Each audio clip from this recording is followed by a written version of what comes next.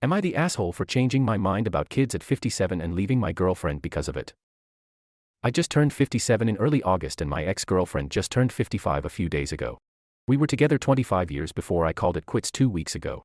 When my ex and I got together, she was a self-described open-minded person who, unlike other women I dated, did not start pulling my arm on the marriage issue after we passed the 1-year mark.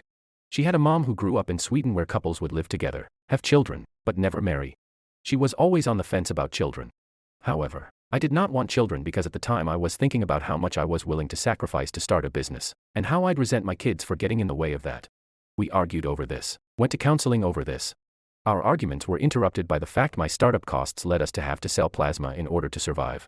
Then it was like we woke up one day and my girlfriend was 39 and I was 41, and the money finally started coming in. I felt like my girlfriend did not want to rock the boat at that point and we just wanted to enjoy the money. We traveled the world.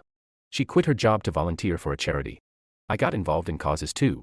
However, I am in my late 50s now, and I think in the back of mind it never registered that the door to having biological kids was closed forever.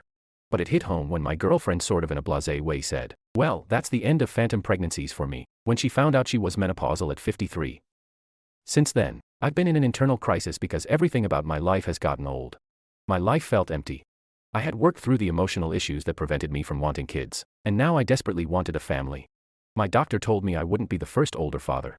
What is worse is that a lot of my once divorced friends who are also in their 50s have easily had healthy, happy children, and finally the time and money to devote to them.